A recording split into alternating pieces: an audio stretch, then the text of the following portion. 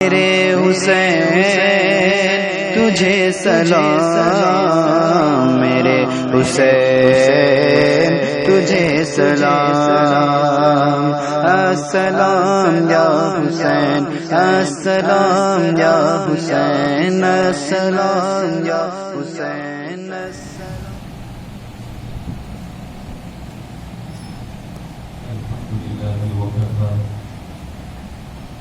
وسلام على عباده الذين اصطفى، خصوصا على سيد المرسلين خاتم الأنبياء وعلى كفر أتباعه من الصديقين والصالحين والشهداء. أما بعد، فقد قال الله تبارك وتعالى في القرآن المجيد والفرقان الحميد: أعوذ بالله من الشيطان الرجيم، بسم الله الرحمن الرحيم. قل لا أسألكم عليه أجرا إلا المودة في القربى. وقال الله عز وجل في مقام آخر: ولا تقولوا لمن يقتل في سبيل الله أموات بل أحياء ولكن لا تشعرون.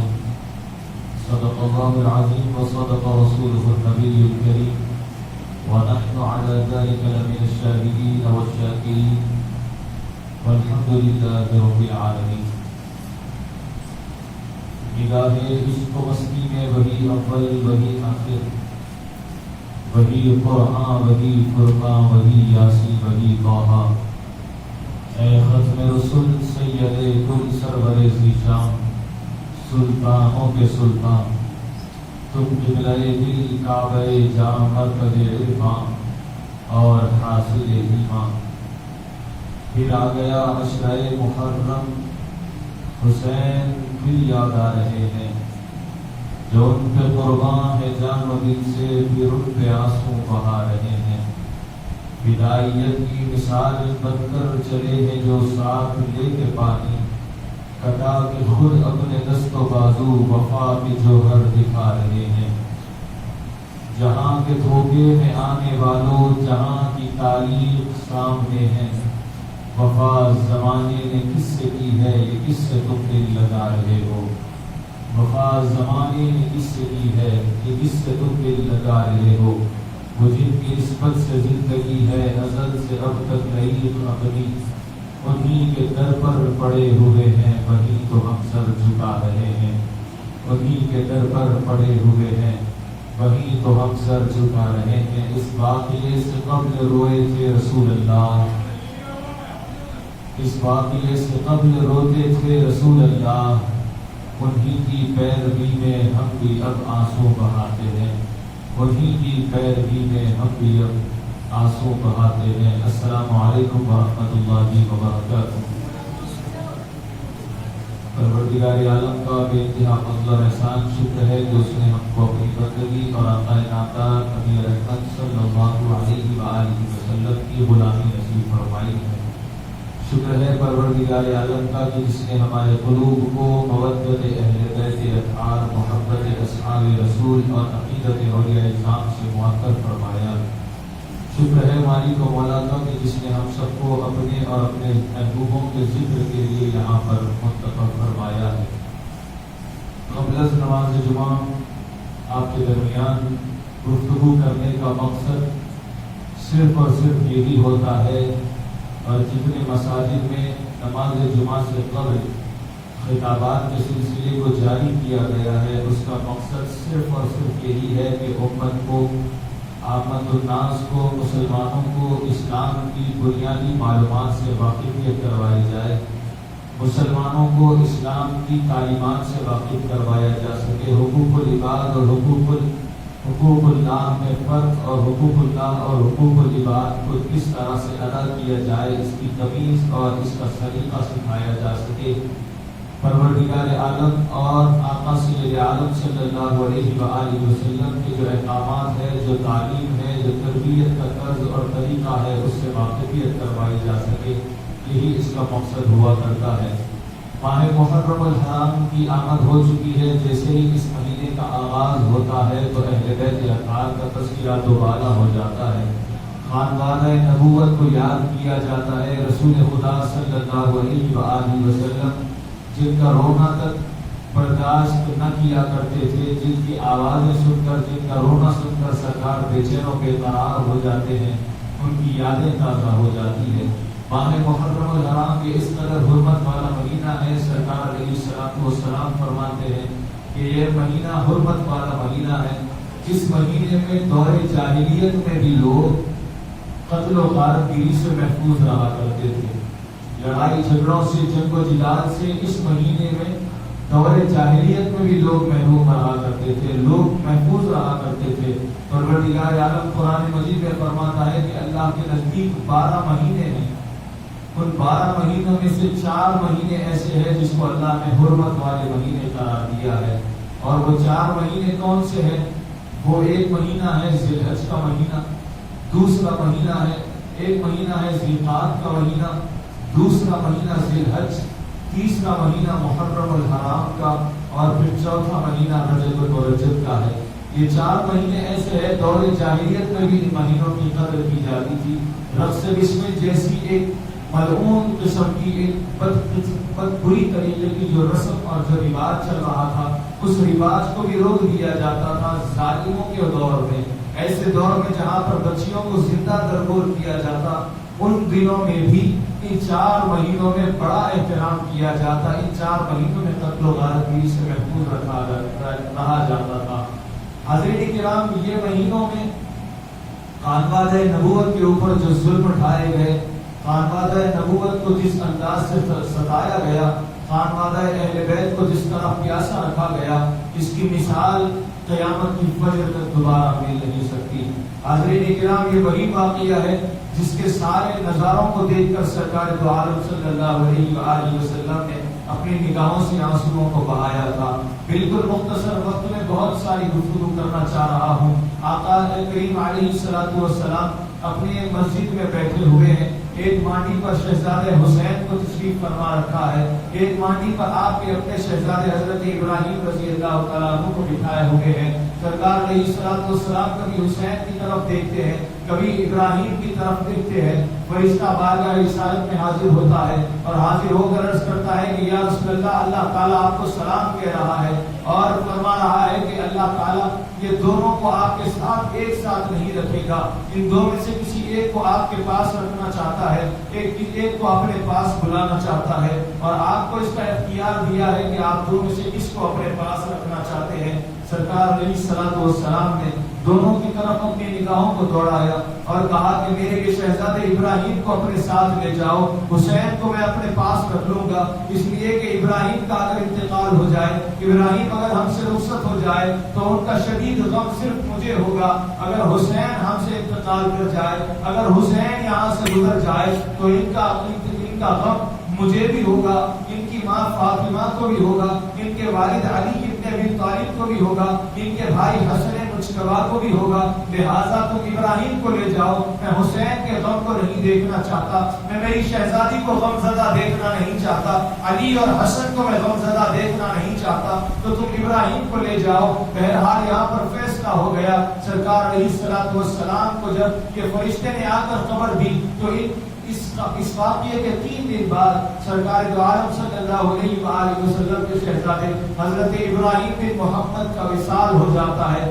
آپ انتقال فرما جاتے ہیں۔ جیسے ہی آپ کا انتقال ہوا، آپ پھر ایک مرتبہ بیٹھے ہوئے ہیں حضرت امام حسین کے ساتھ اور آپ کے ساتھ محبتوں کا اظہار فرما رہے ہیں، کبھی آپ کو بوسے دے رہے ہیں، کبھی آپ کو سینے سے لگائے ہوئے محبتوں کا اظہار فرما رہے ہیں۔ ایک فرشتہ سرکار کی بارگاہ میں حاضر ہوتا ہے، بعض روایتوں کے مطابق وہ فرشتے کا نام جبرائیل تھا جو تمام انبیاء کے سامنے، انبیاء کے پاس خداوند قدوس کا پیغام لے جایا کرتا تھا۔ بعض روایتوں کے مطابق ایک ایسا فرشتہ آیا تھا جو اس سے پہلے کبھی نہیں آیا، سرکار دو عالم صلی اللہ علیہ وآلہ وسلم سے ملاقات کی خواہش کرتا تو اللہ تبارک و تعالیٰ نے ان کو بھیجا۔ وہ فرشتہ جب آتا ہے تو سرکار سے عرض کرتا ہے یا رسول اللہ، کیا آپ حقیقت میں آپ کے یہ شہزادے حسین سے محبت کرتے ہیں؟ سرکار نے کہا ہاں، میں حسین سے بڑی محبت کرتا ہوں، بہت حسین کو پیاسا قتل کر دے گی. سرکار علیہ نے فرمایا کیا میری امت میرے حسین کو شہید کرے گی؟ وہ فرشتے نے کہا ہاں یا رسول اللہ، آپ کی امت آپ کے یہ بیٹے حسین کو شہید کر دے گی، اور اگر آپ کی اجازت ہو تو میں آپ کو اس مقام کی مٹی لا کر دوں گا جہاں پر آپ کے یہ بیٹے حسین کو شہید کیا جائے گا. سرکار علیہ السلام نے اس اجازت عطا فرمائی. حضرت آقا کریم کی اجازت پر وہ فرشتہ جاتا ہے اور جا کر وہ سرزمین سے مٹی کو لے کر آتا ہے جس کو نینوا کی سرزمین کہا جاتا ہے، جس کو کربلا کی زمین کہا جاتا ہے. وہاں سے مٹی کو لاتا ہے، سرکار دو عالم کے ہاتھ میں عنایت فرماتا ہے. سرکار اس کو کپڑے میں رکھتے ہیں اور رکھ کر اس مٹی کو سونگتے جاتے ہیں، اپنی نگاہوں سے آنسوؤں کو روا فرماتے ہیں، اپنی نگاہوں سے آنسو جاری کر دیے جاتے ہیں. سرکار علیہ السلام غم کی کیفیت میں ہے، کبھی امام حسین کی طرف دیکھ رہے ہیں، کبھی اس مٹی کو سونگتے جا رہے ہیں. کچھ ہی عرصہ گزرا تھا کہ سیدہ ام سلمہ رضی اللہ تعالیٰ عنہا اندر داخل ہوتی ہے. داخل ہوتے ہیں تو دیکھتے ہیں کہ سرکار کی نگاہوں سے آنسو جاری ہے. عرض کیا یا رسول اللہ، رونے کا سبب جاننا چاہتی ہوں، آپ کی نگاہوں سے آنسو کیوں زار و قطار جاری ہو رہے ہیں؟ سرکار نے فرمایا اے ام سلمہ، ایک فرشتہ آیا ہے، وہ فرشتہ آ کر مجھے یہ خبر دے رہا ہے کہ میرے یہ بیٹے حسین کو میری امت شہید کر دے گی، میرے یہ بیٹے حسین کو میری یہ امت شہید کر دے گی، میرے یہ بیٹے حسین کو میری یہ امت شہید کر دے گی. اور مجھے یہ مٹی لا کر دیا ہے اور کہا ہے کہ جب یہ مٹی خود میں تبدیل ہو جائے، جب یہ مٹی سرخ ہو جائے تو سمجھ جانا کہ میرے بیٹے حسین کو شہید کر دیا گیا ہے. اے ام سلمہ، اس مٹی کو تم اپنے پاس رکھنا اور جب یہ خون میں تبدیل ہو جائے تو سمجھ جانا کہ میرا حسین شہید ہو گیا ہے، میرے حسین کی شہادت ہو چکی ہے. آقا کریم علیہ السلام وہ مٹی سیدہ ام سلمہ رضی اللہ تعالیٰ عنہ کو عنایت کرتے ہیں. سیدہ ام سلمہ سنتی ہے تو آپ کی آنکھوں سے آنسو رواں ہو جاتے ہیں. سرکار خبردار کرتے ہیں اور کہتے ہیں کہ ہر کسی یہ بات کی خبر سیدہ کائنات میری بیٹی فاطمہ بنت محمد سلام اللہ علیہا تک نہ پہنچنے دینا. ان کو اگر معلوم ہوگا تو وہ بڑی بے چین و بے قرار ہو جائے گی، وہ بڑی غمزدہ ہو جائے گی. ان تک یہ بات پہنچنے نہ دینا. لیکن یہ بات رکنی نہ تھی، بات سیدہ کائنات تک پہنچ گئی. جیسے ہی بارگاہ رسالت مآب صلی اللہ علیہ وآلہ وسلم سے یہ بات سیدہ کائنات تک پہنچتی ہے، مالک یہ کون ہے بارگاہ نبوی میں حاضر ہوتے ہیں اور آ کر سرکار سے عرض کرتے ہیں. بڑا بھاری سوال سرکار کی بارگاہ میں عرض کیا، بڑا بھاری سوال، غمزدہ سوال سرکار کی بارگاہ میں عرض کیا اور کہا یا رسول اللہ، آپ پر قربان ہو جاؤں میں، آپ پر قربان ہو جائے میرا گھرانہ. یا رسول اللہ، کیا آپ کی امت میرے بیٹے حسین کو شہید کر دے گی؟ یہاں پر امت کا تعارف سرکار کی طرف کیا جا رہا ہے، امت کو پوائنٹ آؤٹ کیا جا رہا ہے تو سرکار کی طرف کیا جا رہا ہے. اور اپنے بیٹے کا سوال ایک ماں سرکار سے کر رہی ہے اور کہہ رہی ہے کہ یا رسول اللہ، میرے بیٹے کو آپ کی امت شہید کر دے گی. یہ بات سنتے ہیں تو سرکار کی نگاہوں سے زار و قطار آنسو رواں ہوتے ہیں. سیدہ کائنات غمزدہ ہوتی ہے. علی ابن ابی طالب کی نگاہوں سے آنسو رواں ہے. سیدہ ام سلمہ بیٹھ کر وہاں پر آنسو بہا رہے ہیں. شہزادہ امام حسین ابھی کم سنی کی عمر ہے، آپ دیکھ کے جاتے ہیں مسرتوں کے ساتھ چہرے پر تبسم جمائے ہوئے خانوادہ اہل بیت کو دیکھ رہے ہیں. کبھی سے اہل بیت بیٹھ کر آنسو بہا رہے ہیں. 50 برس قبل شہادت حسین سے 50 برس قبل سرکار علیہ السلام نے اپنے سارے خانوادے کے ساتھ سرکار امام حسین رضی اللہ تعالیٰ عنہ کی شہادت کے غم پر، شہادت کی خبر پر غم کا اظہار فرما رہے ہیں، غم کو منا رہے ہیں. بہرحال جب سرکار علیہ السلام کا ایک لمبا عرصہ گزرا، جب حجۃ الوداع سے واپسی کا وقت آیا، سرکار علیہ السلام آخری خطبہ امت سے ارشاد فرما رہے ہیں. کم و بیش 1 لاکھ سے زائد صحابہ وہاں پر موجود ہے. بعض روایات کے مطابق 1,40,000 صحابہ کم و بیش وہاں پر موجود ہے. سرکار منبر لگواتے ہیں، سب کو مخاطب ہوتے ہوئے کہتے ہیں کہ لوگوں، میں عنقریب پروردگار عالم سے ملاقات کے لیے جا رہا ہوں، عنقریب میں پروردگار عالم سے ملاقات کے لیے جا رہا ہوں. لیکن یاد رکھو، میں تمہیں تنہا نہیں چھوڑے جا رہا ہوں، میں تمہارے درمیان 2 مضبوط چیزیں چھوڑے جا رہا ہوں. جب تک تم ان کو تھامے رکھو گے، ہرگز گمراہی تمہارا مقدر نہیں ہو سکتی، تم ہرگز گمراہ نہیں ہو سکتے. اولہما کتاب اللہ، ان میں سے ایک کتاب اللہ، اللہ تعالیٰ کا کلام ہے، وہ قرآن مجید ہے. یہ آسمان اور زمین کے درمیان اللہ کی ایک رسی ہے. اور میری اہل بیت تمہارے حوالے کرنے جا رہا ہوں، میری اہل بیت کے کے دامن کو نہ چھوڑنا، میری اہل بیت کے دامن کو ہرگز ترک نہ کرنا۔ جب تک تم ان دونوں کو تھامے رکھو گے ہرگز تم گمراہ نہیں ہوں گے، اور یاد رکھو یہ دونوں ہمیشہ ساتھ رہیں گے یہاں تک کہ محشر کے دن حوض کوثر پر آ کر مجھ سے ملاقات نہ کر لے۔ اور ایک روایت میں یہ الفاظ بھی آتے ہیں، سرکار دو عالم صلی اللہ علیہ وآلہ وسلم نے ساری امت سے مخاطب ہوتے ہوئے، ساری امت کو جھنجھوڑتے ہوئے کہا، اخلفونی لأہل بیتی، اخلفونی لأہل بیتی، اخلفونی لأہل بیتی، میری اہل بیت کا تم سب خیال رکھنا، میری اہل بیت کا خیال رکھنا، ان کو ہرگز ایذا پہنچنے نہ دینا، ان کو ہرگز تکلیف میں مبتلا ہونے نہ دینا۔ ایک روایت میں اس طرح کے الفاظ آتے ہیں، اذکرکم اللہ لأہل بیتی، میں تمہیں اللہ کا خوف سناتا ہوں میری اہل بیت کے بارے میں۔ میری اہل بیت کی جب بات آئے تو پروردگار عالم کا خوف کرنا، خدا تعالیٰ کا خوف کرنا، کہیں ان کے ساتھ ناانصافی ہو جائے تو تمہارا ٹھکانہ جہنم ہو سکتا ہے، کہیں ان کے ساتھ ناانصافی ہو جائے غضب خدا کا سامنا تم کو کرنا پڑ سکتا ہے، کہیں ان کے ساتھ زیادتی ہو جائے پروردگار عالم کی لعنتوں کا استقبال تم کو کرنا ہوگا۔ سرکار علیہ الصلوۃ والسلام نے ساری امت سے آخری خطبہ ارشاد فرمایا، سرکار علیہ الصلوۃ والسلام کا وقت وصال آیا، سرکار پردہ فرمانے کا وقت آیا، تمام اصحاب آتے ہیں، سرکار سب کو نصیحتیں فرماتے ہیں۔ مالک کونین اپنے شہزادے امام حسن اور امام حسین کو لے جاتی ہے، جا کر عرض کرتی ہے، یا رسول اللہ آپ سب کو کچھ نصیحت فرما رہے ہیں، سب کو کچھ نہ کچھ عنایت فرما رہے ہیں، میں اپنے بیٹوں کو لے کر آئی ہوں، میرے بیٹوں کو بھی کچھ ورثہ عطا کریے گا، میرے بیٹوں کو بھی کچھ وراثت سے عطا کیجیے گا۔ سرکار علیہ الصلوۃ والسلام فرماتے ہیں، ہاں بیٹی میں میرے یہ شہزادوں کو وراثت عطا کرتا ہوں، ایک میرے بیٹے حسن کو میری بہادری اور میری بردباری، میری سرداری عطا کرتا ہوں، میرے بیٹے حسین کو میری شجاعت اور میرا صبر عطا کرتا ہوں۔ کائنات عالم نے دیکھا امام حسن مجتبی کی بردباری کی مثال کائنات میں نظر نہیں آتی، آپ کی سرداری کی مثال نظر نہیں آتی۔ وقت آتا ہے تو وقت کے بادشاہوں کے تختوں کو بھی آپ درگزر کر دیا کرتے ہیں، چھوڑ دیا کرتے ہیں، اور پھر کائنات نے وہ منظر بھی دیکھا، صبر حسین کو دیکھا، کائنات نے صبر حسین کو دیکھا، تاریخ اسلام نے شجاعت حسین کو تاریخ اسلام نے دیکھا۔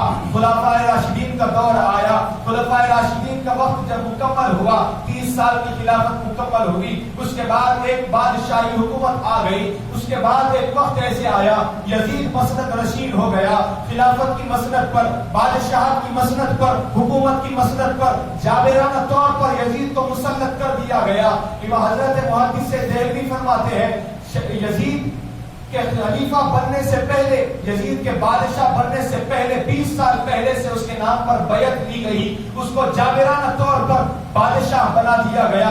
بہرحال جب یزید بادشاہ بن گیا، حضرت امام حسین کے پاس اپنے سپاہی کو بھیجتا ہے، بھیج کر کہتا ہے کہ حسین کی بیعت لی جائے، حسین کی بیعت لی جائے، حسین کو کہیں کہ یزید کے ہاتھ پر بیعت کر لیں، اگر وہ نہیں مانتے ہیں تو ان کو قتل کر دیا جائے۔ امام حسین کے پاس یزید کا قاصد آتا ہے، کہتا ہے کہ اے حسین آپ یزید کی بیعت کر لیجئے۔ امام حسین کہتے ہیں میں یزید کی بیعت نہیں کر سکتا، چونکہ یزید کے کردار سے میں واقف ہوں، وہ عورتوں کا شوقین ہے، وہ اپنے گھر میں شراب رکھ کر پیا کرتا ہے، اس کے گھر میں ریشم بھی پہنا جاتا ہے، وہ اپنے گلے میں سونے کے ہار کو بھی رکھتا ہے، وہ ایک ملعون قسم کا آدمی ہے، میں اس کی بیعت نہیں کر سکتا، دین خدا کو میں اس کے حوالے نہیں کر سکتا، اسلام کو اور امت مسلمہ کو اس کی اطاعت کرنے پر ہرگز درس نہیں دے سکتا۔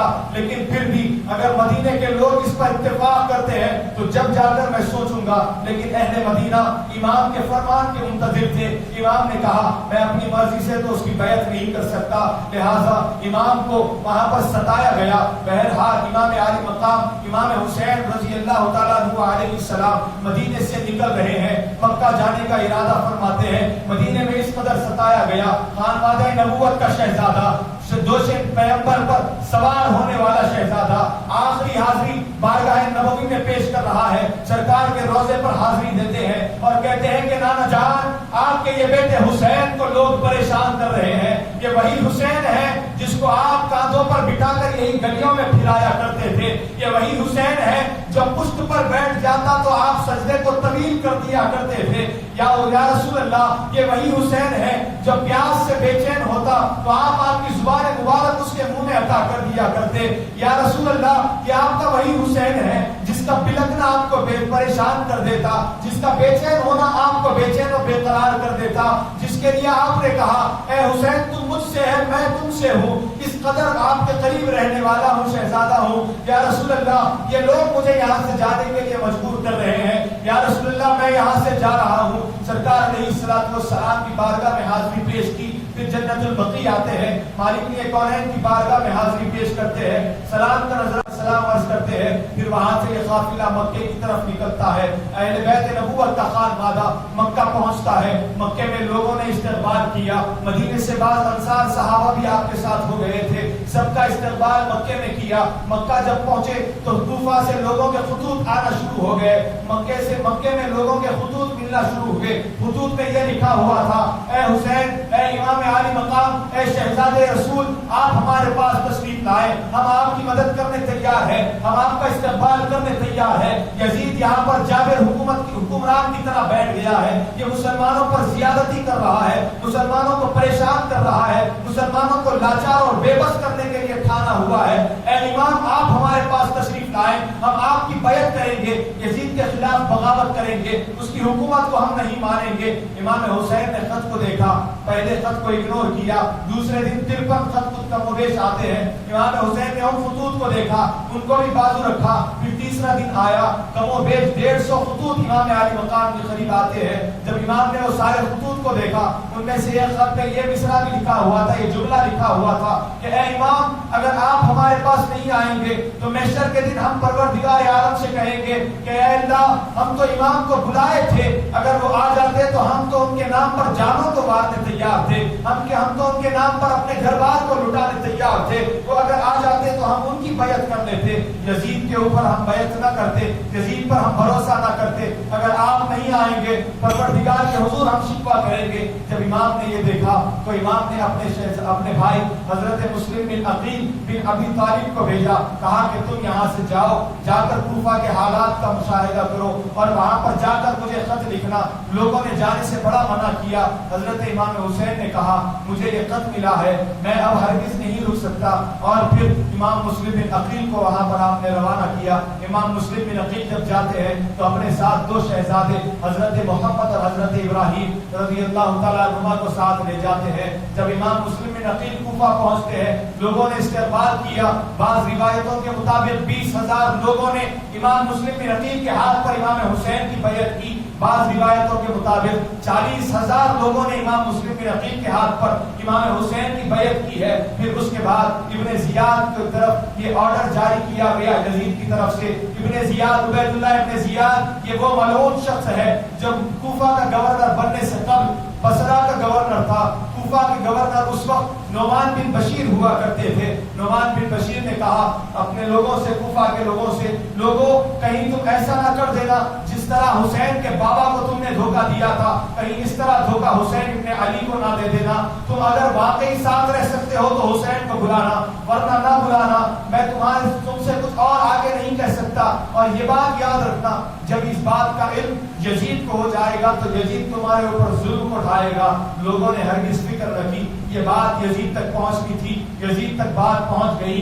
यजीद ने उबैदुल्लाह इब्ने जियाद को मशवरा करके कूफा का गवर्नर मुंतखब किया और बसरा में इब्ने जियाद के भाई को गवर्नर बना दिया। लिहाजा जब इब्ने जियाद अंदर आता है, कूफे के गवर्नर हाउस में बैठ जाता है, बड़े बड़े लोगों को अपने महल में बुला लेता है। जब वो कूफा की सरजमीन में दाखिल होता है तो एक धोखे की तरह दाखिल होता है। इमाम मुस्लिम बिन अकील जब वहां पहुंचे थे तो खत लिखा था इमाम हुसैन को, कहा था कि ए इमाम यहाँ पर लोग आप पर अपनी जानों को मारने तैयार है, यहाँ पर 40,000 लोगों ने कमोबेश या 20,000 लोगों ने आपके नाम पर बैत की है, ए इमाम आप आ जाइए। ये खत इमाम तक पहुंच ही रहा था। उबैदुल्लाह इब्ने जियाद देखता है कि कूफा के अंदर जाने का वक्त आ गया है। सारे काफिले को लेकर, अपने सारे खानदान को लेकर वो कूफा की तरफ आता है। लेकिन एक वक्त आया, एक मकाम आया जहां पर इब्ने जियाद ने कहा तुम सारे सिपाहियों यहाँ पर रुक जाओ, मेरे हमरा सिर्फ 20 लोग रहेंगे, मुझे हिजाजी लिबास दिया जाए,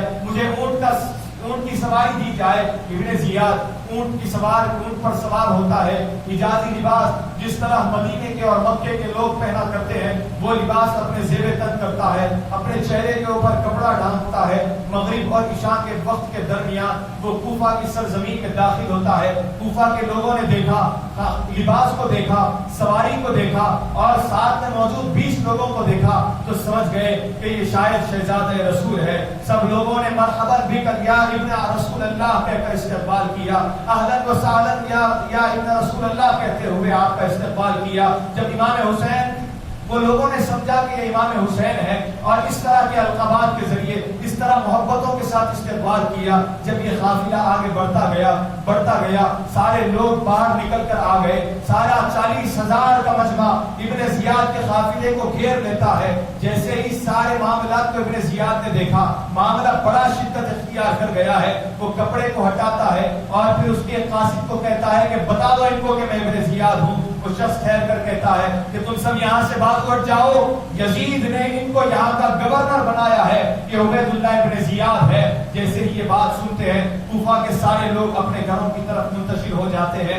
ابن زیاد اپنے گورنر ہاؤس کو جاتا ہے, وہاں کے بڑے بڑے جو قبیلے کے لوگ تھے سب کو اپنے دربار میں بلاتا ہے. بلا کر ان تمام کو کہتا ہے کہ یاد رکھو یزید کی بیعت کرنا ہوگا, حسین کی تم بیعت کریں گے تمہارے تن کو تمہارے سر سے جدا کر دیا جائے گا. ڈراتا ہے, پریشان کرتا ہے. پھر اس کے بعد خطبہ دیتا ہے سارے عوام کو جمع کر کے, کہتا ہے کہ جو بھی ہوگا سنت رسول کے مطابق ہوگا, جو بھی ہوگا خلفائے راشدین کی سنت کے مطابق ہوگا, اور جس طرح ہمارے بادشاہ, جس طرح ہمارا امیر ہم کو کہے گا اس طرح کا ہوگا. اگر تم لوگ میری بات کو نہیں مانیں گے تو میری تلواریں تمہاری گردنوں سے کلام کرے گی. جب یہ جملے سنتے ہیں کوفہ کے لوگ بنیادی طور پر بزدل ہوتے ہیں. وہ لوگ وہاں پر پریشان ہو گئے, لوگ اپنے اپنے گھروں کی طرف جاتے ہیں. امام مسلم بن عقیل باہر نکل کر آتے ہیں, آ کر کہتے ہیں کہ اے ابن زیاد تم زیادتی کر رہے ہو, تمہاری ہم بیعت نہیں کر سکتے. ان لوگوں نے شہزادہ رسول کی بیعت کی ہے. ابن زیاد نے ان تمام کو ڈرا دیا تھا. وہ سارے لوگ امام مسلم بن عقیل کے ساتھ آ گئے تھے. 40,000 کا مجمع تھا. ابن زیاد جب اپنے گورنر ہاؤس کے چھت پر ٹھہرتا ہے, ٹھہر کر وہاں کے قبیلے کے بڑے بڑے لوگوں سے کہتا ہے تم سب جاؤ اور مسلم بن عقیل کے ساتھ جتنے تمہارے قبیلے کے لوگ ہیں, جتنے تمہارے معتقدین اور متوسلین ہیں, ان تمام سے کہہ دو اپنے گھر کی طرف جائے ورنہ تمہاری گردنوں کاٹ دوں گا. وہ لوگ آ کر کہتے ہیں کہ تم خدا کے لیے ان کے لشکر سے باہر نکل جاؤ, ہماری یہ گردنوں کاٹنے کے لیے آ گیا ہے, ہماری جانیں دھوکے پر ہے. لوگ امام مسلم بن عقیل کو چھوڑ کر جاتے ہیں. روایتوں میں آتا ہے 40,000 کا مجمع تھا, لیکن مغرب کا وقت ہوا اس وقت تک 500 لوگ باقی رہ گئے تھے. 39,500 لوگ اپنے گھروں کی طرف چلے گئے تھے. صرف 500 لوگ تھے. امام مسلم بن عقیل نے سب کی طرف نظر دوڑائی, سب کو کہا نماز کے لیے چلیے. نماز کو جب وہ آئے تو نماز سے جب سلام پھیرا تو پیچھے پلٹ کر دیکھا تو امام مسلم کے ساتھ ایک شخص بھی موجود نہ تھا. پھر ابن زیاد نے امام مسلم بن عقیل کو ارسٹ کروایا اور آپ کو شہید کروا دیا. اور پھر اس کے بعد امام مسلم بن عقیل جس کے گھر میں پناہ گزیر تھے ہانی بن ارواح کو بلایا اور ہانی بن ارواح کو بھی اس نے شہید کروا دیا. پھر حضرت مسلم بن عقیل کے دونوں شہزادوں کو قید کرنے کا حکم دیا. امام مسلم بن عقیل کے شہزادوں کو قید کرنے کا حکم دیا.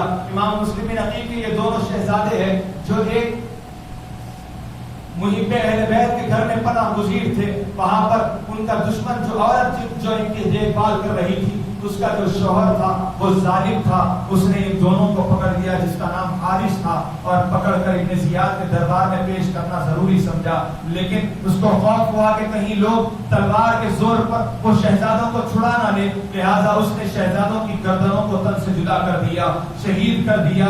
وہاں پر موجود سارے لوگوں نے بچانے کی کوشش کی لیکن حارث کے سر پر شیطان سوار تھا. دونوں شہزادوں کو اس نے شہید کر دیا. ابن زیاد تک جب یہ بات پہنچی, ابن زیاد نے حارث کو کہا میں نے تمہیں قتل کرنے کی اجازت نہ دی تھی, تم قتل کیوں کیے, لہذا تم کو قتل کر دیا جائے گا. حارث کو بھی دردناک موت دی گئی. اس طرح اس کو کاٹا گیا. پہلے اس کے ہاتھوں کو کاٹا گیا, پھر اس کے پیروں کو کاٹا گیا, پھر اس کی آنکھوں کو پھوڑا گیا, پھر اس کے پیٹ کو چیرا گیا اور اس کے سارے سامان جو کاٹے گئے تھے وہ سارے سامانوں کو پیٹ میں رکھ دیا گیا اور پیٹ میں رکھ کر اس کو پانی کے حوالے کر دیا گیا.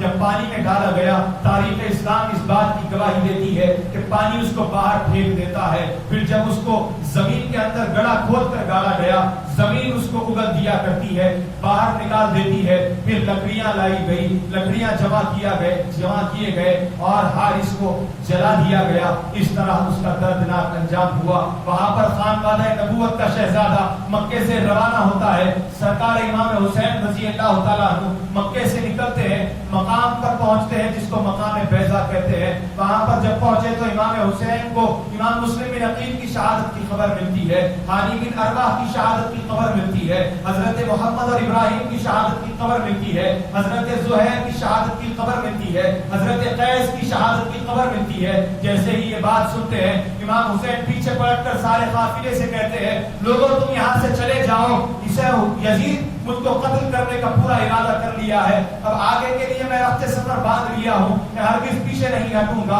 امام مسلم بن عقیل کے بھائی بھی قافلے میں موجود تھے. انہوں نے کہا اے امام ایسا ہرگز نہیں ہو سکتا, مسلم بن عقیل ہمارا بھائی ہے, ہمارے بھائی کو انہوں نے قتل کیا ہے, ہمارے بھائی کے خون کا بدلہ ہم لیں گے. اگر ایسا نہیں ہو سکا تو ہم امام مسلم بن عقیل کی طرز پر چلتے ہوئے اپنی جانوں کو بھی راہ خدا میں قربان کر دیں گے. بہرحال مقام بیضا پر آتے ہیں. حر بن یزید وہاں پر آتا ہے قافلے کے ساتھ, بڑی تیزی کے ساتھ. حاضرین کرام اپنی گفتگو کو میں آگے کی طرف لے جانا چاہتا ہوں. واقعہ کربلا کی 10 محرم کی شام غریبہ کے حوالے سے میں آپ کے سامنے عرض کرنا چاہ رہا ہوں. حر بن یزید ایک لشکر لیے آتا ہے لیکن امام حسین علیہ السلام اس کے سامنے خطابات دیتے ہیں. لیکن ایک وقت آیا حر بن یزید کا دل بھی مچل گیا. وہ جو ابن زیاد کا نوکر بن کر آیا تھا, امام حسین کی نظر عنایت اس کے قلب پر ہوتی ہے. وہ حر بن یزید وہاں پر ابن زیاد کے لشکر سے نکلتا ہے, امام حسین کے حامیوں میں, امام حسین کے غلاموں میں شامل ہو جاتے ہیں. بہرحال 2 محرم الحرام کو یہ قافلہ کرب و بلا کی سرزمین پر پہنچتا ہے. امام حسین رضی اللہ تعالیٰ عنہ اپنے خانوادے 19 اہل بیت اطہار کی نفوس قدسیہ ہے, 82 جانثاران اہل بیت ہے. ان تمام کو لیے کرب و بلا کی سرزمین پر آتے ہیں. جب کرب و بلا کی سرزمین سے پہلے مقام بیضا پر حر بن یزید کو یہ آرڈر آتا ہے, ابن زیاد ایک شخص کو پیغام دے کر بھیجتا ہے کہ حسین کی بیعت کی جائے. اگر وہ بیعت نہیں کرتے ہیں تو حسین کو اور ان کے سارے قافلے کو ایسے مقام پر پہنچانا دستیاب ہو, ایسی زمین پر ان کو لایا جائے جہاں پر دھوپ بڑی شدت سے آتی ہو. اس شخص نے کہا یہاں قریب میں ایک نہر فرات ہے, یہاں پر ہم لے جاتے ہیں, نہر فرات کے اطراف پہرے لگا دیں گے, پانی پینے نہیں دیں گے, ان کو لے جا کر وہاں پر پھیلا دیں گے. حسین ابن علی کے قافلے کو وہاں پر روکا گیا. امام حسین نے کہا ہم ہرگز نہیں رکیں گے, ہم کوفہ کی طرف جائیں گے. بڑا اصرار کیا گیا. امام حسین نے کہا پہلے مجھ کو یہ بتاؤ یہ سرزمین کا نام کیا ہے. امام حسین سے لوگوں نے کہا اس زمین کو کربلا کی زمین کہتے ہیں, اس زمین کو کربلا کی زمین کہتے ہیں. جیسے ہی یہ بات سنی امام حسین رضی اللہ تعالیٰ عنہ علیہ السلام آنکھوں سے آنسوؤں کو روا فرماتے ہیں اور سارے خانوادے سے کہتے ہیں, سارے اہل قافلہ سے کہتے ہیں لوگوں ہمارا مقام آ گیا ہے, یہاں پر اپنے اپنے خیموں کو لگا دو, یہاں پر سواریوں سے اپنے آپ کو نیچے اتار دو, یہاں پر سواریوں کو باندھ دو. یہ وہی مقام ہے جہاں پر قاسم اکبر و اصغر کو شہید کیا جائے گا. یہ وہی مقام ہے جہاں پر تمہارے یہ بھائی حسین ابن علی کو شہید کیا جائے گا. یہ وہی مقام ہے جہاں پر تمہاری بیویوں کو بیوہ کیا جائے گا. یہ وہی مقام ہے جہاں پر ہماری جانوں کو قربان کیا جائے گا. سارے خانوادے سے اور سارے قافلے سے امام حسین نے وہاں پر خیمے لگانے کا حکم دیا. جب یہ بات چلتی جاتی ہے, ملاقاتیں ہونے کے لیے میٹنگز طے کیے جاتے ہیں لیکن میٹنگز ہو نہیں پاتی. امام حسین کے پیغامات ابن زیاد تک پہنچائے جاتے ہیں, ابن زیاد کی طرف سے خطوط امام حسین تک آتے ہیں لیکن بات نہ بنی. 7 محرم الحرام کا دن آیا. ابن زیاد نے آرڈر دیا سارے کوفیوں کو, یزیدیوں کو, لوگوں جاؤ نہر فرات کے اطراف پہرے لگا دیے جائے, ہمارے سپاہیوں کو وہاں پر کھڑا کر دیا جائے. جانور اگر پانی پینا چاہتا ہے تو اس کو پانی پینے کی اجازت دی جائے. پرندہ اگر پانی پیتا ہے تو اس کو ہرگز وہاں سے نہ بھجایا جائے. کوئی کافر آتا ہے تو اس کو پانی وہاں سے دستیاب کیا جائے. پانی اگر روکا جائے تو صرف خانوادہ مقدار پانی کو روکا جائے۔ ان بدبختوں نے یہ نہ دیکھا یہ وہ خانوادہ نبوت ہے جن کے ملک میں پروردگار عالم نے کوثر کو عطا کیا ہے، یہ وہ خانوادہ اہل بیت ہے جن کی پیاس کو سرکار دو عالم نے برداشت نہ کیا ہے، یہ وہ خانوادہ اہل بیت ہے جس کے لیے سرکار علیہ السلام نے اپنی انگلیوں سے آب کوثر کو رواں کیا تھا، یہ وہ خانوادہ اہل بیت ہے جن کی ناراضگی رسول خدا کی ناراضگی ہے، جن کی ناراضگی پروردگار عالم کی ناراضگی ہے، جن کی خوشنودی سرکار دو عالم اور پروردگار عالم کی خوشنودی ہے، جن کو خوش کرنا، جن کو راضی کرنا اللہ اور اس کے رسول کو راضی کرنا ہے۔ ان بدبختوں نے ان نفوس قدسیہ کے ساتھ اس قدر زیادتی کی، ایسی نفوس قدسیہ جن کی پاکی کی آیتیں پروردگار قرآن میں بیان کرتا ہے، جن کی مودت کا حکم قرآن میں پروردگار بیان کرتا ہے، جن سے محبت، جن سے وابستگی قائم رکھنے کا حکم پروردگار قرآن میں دیتا ہے۔ روایتوں میں آتا ہے صرف علی ابن ابی طالب کی شان میں 300 سے زائد آیتیں نازل ہوئے ہیں، سینکڑوں احادیث خانوادہ اہل بیت جس خانوادے کی شان میں پروردگار نے نازل کیے، اس خانوادے کے اوپر یہ بدبخت ملعونوں نے پانی کے اوپر پہلے لگا دیے، ان کو پانی تک پیش نہ کیا، ان تک پانی پہنچنے نہ دیا۔ امام حسین نے کہا اپنے سارے خانوادے سے، قبیلے سے کہ لوگوں تم سب صبر کرنا، تم سب صبر کرنا، تم سب صبر کرنا۔ کئی دن ہو چکے تھے، اسی قافلے میں معصوم 6 ماہ کے علی اصغر موجود ہے، اسی قافلے میں کم سن 7 سال کی سیدہ سکینہ سلام اللہ علیہا موجود ہے، اسی خانوادے میں سیدہ زینب بنت علی بنت علی موجود ہے، اسی خانوادے میں سیدنا امام قاسم بن حسن موجود ہے، اسی قافلے میں حضرت جعفر طیار کے دونوں شہزادے اور محمد رضی اللہ تعالیٰ عنہما موجود ہے، اسی قافلے میں دیگر امام حسین کی ازواج موجود ہے، حضرت رباب موجود ہے، حضرت شہرہ بانو اسی خیمے کے اندر خانوادے میں موجود ہے۔ اس قدر نفوس قدسیہ ہے، اس قدر پاک نفوس قدسیہ ہے، پیاس کی شدت ہے، سورج اوپر چڑھا ہوا ہے، سورج کی تپش پیاس کی شدت محسوس کرا رہی ہے، حلق سوکھتا جا رہا ہے، شہزادے علی اصغر کی آواز آتی ہے، پیاس محسوس ہو رہی ہے، وہ آواز برداشت نہیں کی جا رہی تھی۔ سیدہ سکینہ حضرت عباس کو بلاتے ہیں، بلا کر کہتے ہیں کہ چچا جان آپ کی یہ بھتیجی آپ سے پانی مانگ رہی ہے، میں آپ سے اور کچھ نہیں کہتی، بس مجھے ایک گھونٹ پانی دے دو، میرے بھائی اصغر کو پانی دے دو۔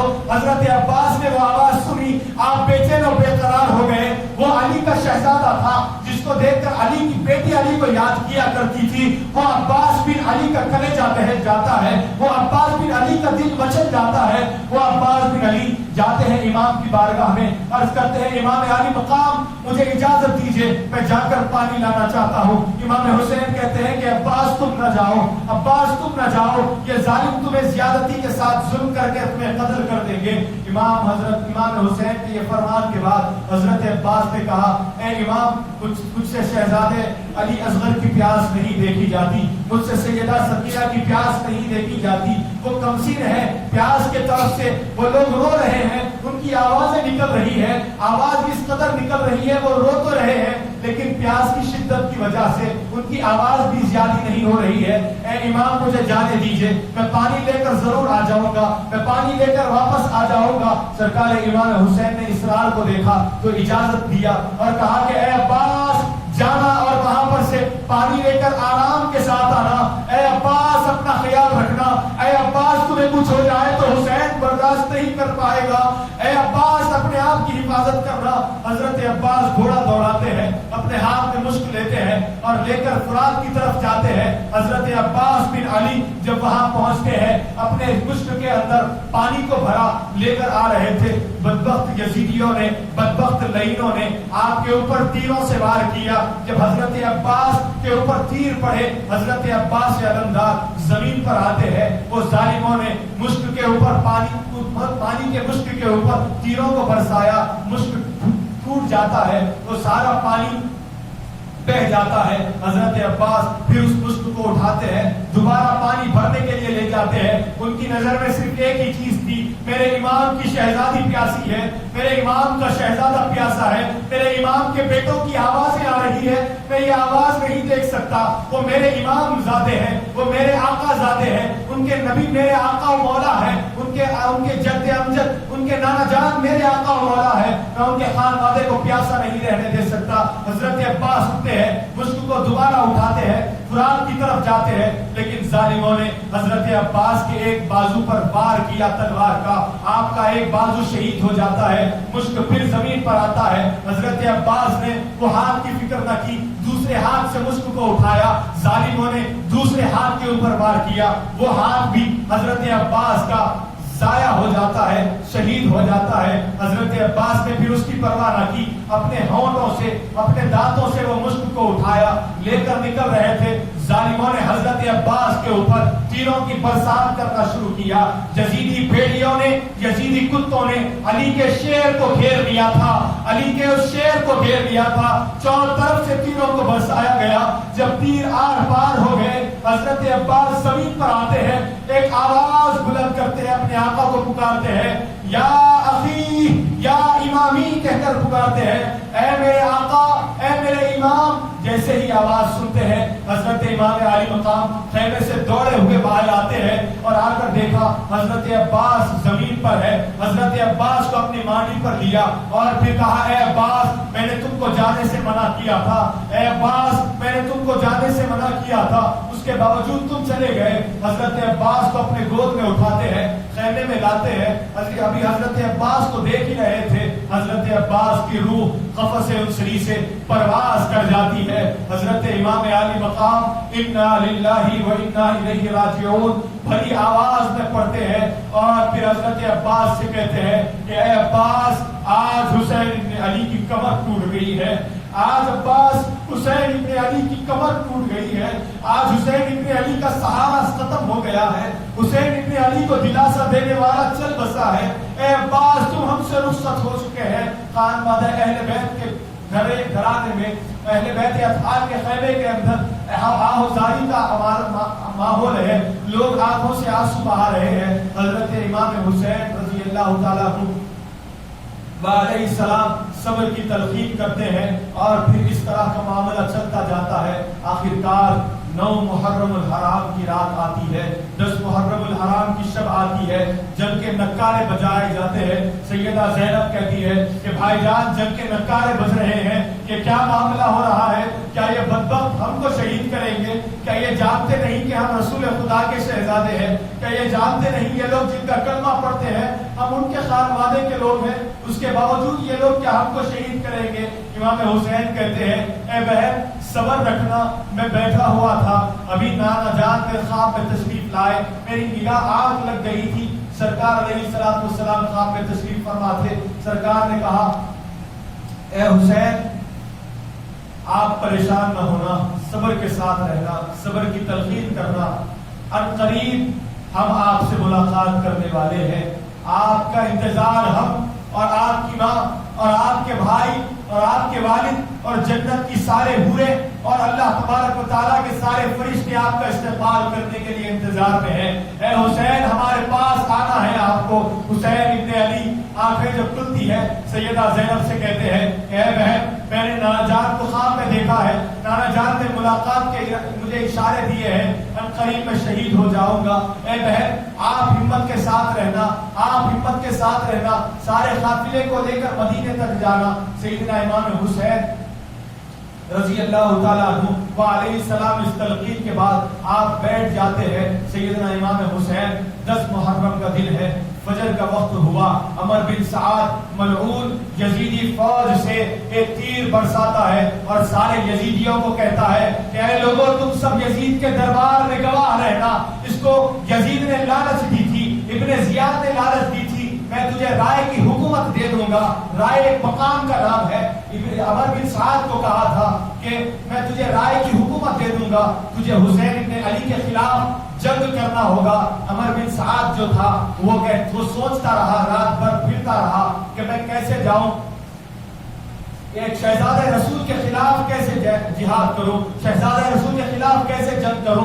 وہ پروردگار عالم کی رضاؤں کی رضا میں ہے، پروردگار نے ان کو مالکی جنت بنایا ہے۔ اگر میں ان کے ساتھ برا سلوک کروں گا تو میری آخرت خراب ہو جائے گی، اگر میں ان کے ساتھ برا سلوک نہ کرتا ہوں تو مجھے دنیا میں جنت کی طرح زندگی گزارنے کا موقع نہیں ملے گا، میری جان چلی جائے گی، یزید اور ابن زیاد میرا قتل کر دیں گے۔ لہٰذا وہ سوچتا رہا، رات بھر ٹہلتا رہا۔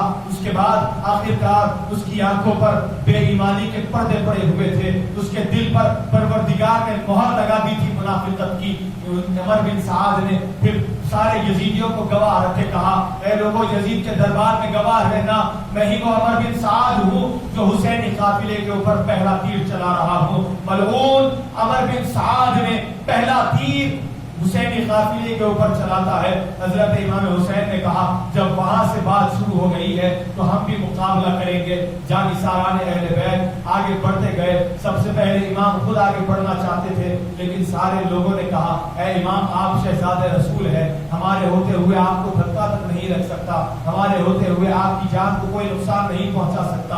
امام کی اجازت حاصل کر کے جانثاران اہل بیت ایک کے بعد ایک جاتے ہیں، اپنی جانوں کو پروردگار عالم کی بارگاہ میں قربان کرتے جاتے ہیں، امام کی بارگاہ میں نذرانہ اپنی جانوں کا پیش کرتے جاتے ہیں۔ جب سارے جانثار کا انتقال ہو گیا، سارے جانثار شہید ہو گئے تو حاضرین کرام وقت آیا خانوادہ اہل بیت کا خیمے سے نکلنے کا۔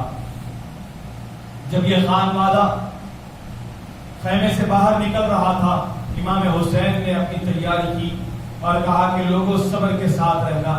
اپنے بیٹے علی اکبر کو کہا کہ بیٹے خیال رکھنا سارے قافلے کا، میرا ایک بیٹا علی اوسط علی زین العابدین بیمار ہے، اس کا خیال رکھنا، میری بہن ہے ان کا خیال رکھنا، میری صاحبزادی ہے اس کا خیال رکھنا۔ ان تمام کو اپنے ہاتھ میں حفاظت کے ساتھ مدینہ طیبہ تک پہنچا دینا۔ حضرت علی اکبر نے کہا بابا جان میں ہوں جوان، لیکن میرے اندر اتنا حوصلہ نہیں کہ میں اپنے باپ کے کاندھے کو جنازے کو کاندھا دے سکوں۔ اے بابا جان میں آپ کے جنازے کو نہیں دیکھ سکتا، آپ کے لاشے کو میں نہیں دیکھ سکتا، مجھے جانے کی اجازت دیجیے۔ بڑا اصرار کیا تو حضرت امام حسین نے حضرت علی اکبر کو تیار کیا اور کہا کہ ہاں علی اکبر جاؤ اور جا کر یہ یزیدیوں سے مقابلہ کرو اور ان کو بتاؤ کہ کوئی تم عام آدمی نہیں، علی ابن ابی طالب کے شہزادے ہو، تم اس علی ابن ابی طالب کے شہزادے ہو جس نے ایک ہاتھ میں باب خیبر کو لیا تھا اپنی ڈھال کی طرح استعمال کرنے کے لیے، تم اس علی کے شہزادے ہو جو آتا میدان میں تو عمر بن عبدالود جیسے سورما بھی دوڑ بھاگ جاتے تھے، تم اس علی کے شہزادے ہو جس کے سامنے مرہب اپنی ایڑیاں گھستا ہوا نظر آتا ہے، تم اس علی ابن ابی طالب کے شہزادے ہو جس نے بدر میں 35 سے زائد کفار کو قتل کیا تھا، تم اس علی ابن ابی طالب کے شہزادے ہو جس کا تیور دیکھ کر وہ قدموں کے نیچے سے ہل گئی تھی۔ ان تمام کو بتانا بہرحال یہ شہزادہ علی کا، یہ شہزادہ حسین کا خون رسول میدان میں نکلتا ہے، اپنے ہاتھ میں تلوار لیے، سر پر رسول خدا کا امامہ باندھے ہوئے، تن پر زرا بتر علی ابن ابی طالب کی باندھے ہوئے، کمر پر آقا حسین کا باندھے ہوئے میدان میں جب نکلتا ہے یہ سورما یزیدی فوج کے اندر گھس جاتا ہے، اپنے گھوڑے کو دوڑاتا ہے، گردنیں یزیدیوں کی آتی جاتی ہے، تلوار بازی اس طرح جانتے تھے۔ روایتوں میں آتا ہے، تاریخ دانوں نے ان الفاظ کا استعمال کیا، علی اکبر جب میدانوں میں آئے، یزیدیاں جب مقابلے کو آتے تو علی اکبر تلوار ایسے برساتے، ان کی گردنیں ان کے تنوں سے ایسے جدا کرتے جاتے جیسے گاجر مولی کو کاٹا جا رہا ہوتا ہے۔ میمنہ کی طرف علی کا شہزادہ رخ کرتا ہے تو سارے میمنہ کو، سارے لشکر کو پیچھے بھگا دیتا ہے۔ کبھی یزیدی اس طرف کے فرقے کو طرف آتا ہے، لشکر کی طرف آتا ہے تو وہ سارا لشکر پیٹ بتا کر بھاگتا ہوا نظر آتا ہے۔ بہرحال سب لوگوں نے تیروں کے ساتھ حملہ کیا۔ جب تیروں کے ساتھ حملہ کیا حضرت علی اکبر نے اس کو برداشت کیا، لیکن پیاس کی شدت اس قدر محسوس ہو رہی تھی، دوڑتے ہوئے باہر پھر خیمے کی طرف آتے ہیں، امام حسین سے کہتے ہیں کہ اے بابا جان مجھے ایک گھونٹ پانی کا دے دو، ایک گھونٹ مجھے پانی کا دے دو، آپ ایک گھونٹ پانی دے دیجئے، میں پانی پیوں گا پھر دوبارہ جاؤں گا اور یہ یزیدیوں کو بتاؤں گا کہ میں علی کا بیٹا ہوں۔ امام حسین نے کہا اے اکبر اب یہاں پر، اے علی اکبر اب ہمارے پاس یہاں پر پانی دستیاب نہیں ہے، تم کو اسی طرح لڑنا ہوگا۔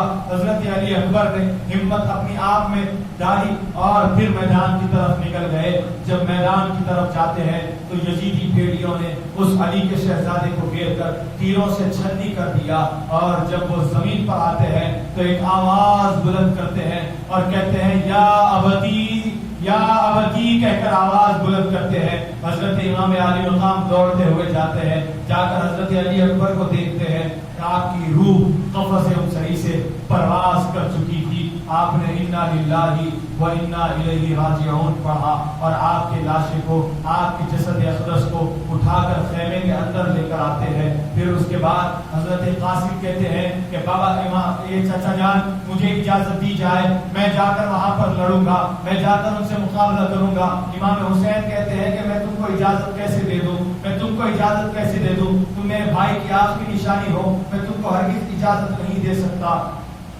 لہذا حضرت امام قاسم بن حسن نے کہا نہیں بابا جان, چاچا جان مجھے اجازت دیجیے. بہرحال آپ کو بھی اجازت دی گئی, آپ بھی میدان میں جاتے ہیں, آپ بھی شہید ہو جاتے ہیں. اور پھر اس کے بعد امام حسین رضی اللہ تعالیٰ عنہ میدان میں جاتے ہیں. امام حسین مقابلہ کرتے ہیں. حاضرین کرام وقت بڑی تیزی کے ساتھ نکل گیا. میں اس گھڑی کی طرف دیکھ رہا تھا لیکن وہ گھڑی شاید رکی ہوئی ہے, اس لیے وقت بہت زیادہ آگے بڑھ گیا ہے. اپنی گفتگو کو میں بالکل 2 منٹ میں سمیٹ رہا ہوں اور اس کے بعد انشاءاللہ تیزی کے ساتھ ہم سنتیں ادا کریں گے. مختصر انداز میں خطبے کے ساتھ نماز جمعہ ہم سب ادا کر دیں گے. امام حسین علیہ السلام میدان کربلا کی طرف جاتے ہیں. یزیدیوں نے امام حسین کو گھیرا, تیروں کی برسات کی. امام حسین کے اوپر جب تیروں کی زیادتیاں ہوئی, امام حسین علیہ السلام زمین پر آتے ہیں اور آسمان کی طرف دیکھا تو آسمان سرخ ہو چکا تھا. محسوس ہو رہا تھا کہ وقت اثر ختم ہونے کو ہے. امام حسین رضی اللہ تعالیٰ عنہ علیہ السلام نے نماز عصر کی نیت باندھی, نماز ادا کر رہے تھے. یزیدیوں نے امام حسین علیہ السلام کے گردن کو آپ کے تن سے جدا کر دیا. انا للہ و انا الیہ راجعون. اس طرح شہزادہ رسول کو شہید کر دیا گیا. انشاءاللہ تعالی حاضرین کرام اگلے جمعہ کو ہم اس کے آگے جو کچھ واقعات